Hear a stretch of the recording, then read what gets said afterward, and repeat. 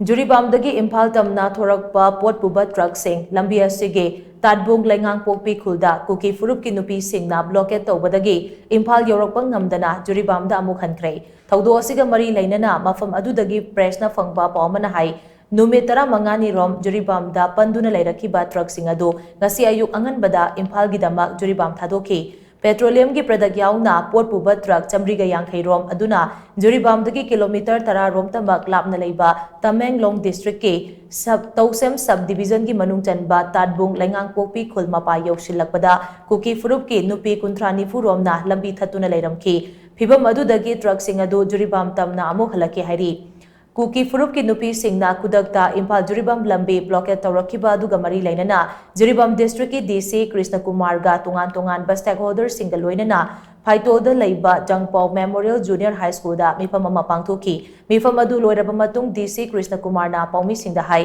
ꯇꯥꯠꯕꯨꯡꯗ ꯉꯁꯤ ꯑꯌꯨꯛ ꯏꯈꯪ ꯈꯪꯍꯧꯗꯅ ꯕ꯭ꯂꯣꯀꯦꯠ ꯆꯠꯊꯔꯛꯈꯤꯕ ꯑꯗꯨ ꯍꯟꯗꯣꯛꯅꯕꯒꯤ ꯃꯇꯥꯡꯗ ꯁ꯭ꯇꯦꯛꯍꯣꯜꯗꯔꯁꯤꯡ ꯌꯥꯎꯅ ꯃꯤꯐꯝ ꯑꯃ ꯄꯥꯡꯊꯣꯛꯄꯅꯤ꯫ ꯃꯤꯐꯝ ꯑꯗꯨꯗ ꯕ꯭ꯂꯣꯀꯦꯠ ꯍꯟꯗꯣꯛꯅꯕꯒꯤ ꯃꯇꯥꯡꯗ ꯀꯨꯞꯅ ꯈꯟꯅꯈꯤꯕꯒ ꯂꯣꯏꯅꯅ ꯋꯥꯐꯝ ꯈꯔꯗ ꯌꯥꯅꯈꯤ꯫ ꯌꯥꯅꯈꯤꯕ ꯋꯥꯐꯝꯁꯤꯡ ꯑꯗꯨꯒꯤ ꯃꯅꯨꯡꯗ ꯁ꯭ꯇꯦꯛꯍꯣꯜꯗꯔꯁꯤꯡꯅ ꯕ꯭ꯂꯣꯀꯦꯠ ꯇꯧꯔꯤꯕꯁꯤꯡꯒ ꯋꯥꯔꯤ ꯁꯥꯅꯗꯨꯅ ꯕ꯭ꯂꯣꯀꯦꯠ ꯍꯟꯗꯣꯛꯍꯟꯕ ꯍꯥꯏꯕ ꯌꯥꯎꯔꯤ꯫ ꯕ꯭ꯂꯣꯀꯦꯠ ꯑꯁꯤ ꯅꯨꯃꯤꯠ 3-4ꯒꯤ ꯃꯅꯨꯡꯗ ꯁꯣꯏꯗꯅ ꯍꯟꯗꯣꯔꯛꯀꯅꯤ ꯍꯥꯏꯕꯒꯤ ꯊꯥꯖꯕ ꯆꯥꯎꯅ ꯂꯩ ꯍꯥꯏꯅ ꯀ꯭ꯔꯤꯁꯅꯀꯨꯃꯥꯔꯅ ꯃꯈꯥ ताना ꯐꯣꯡꯗꯣꯔꯛꯈꯤ꯫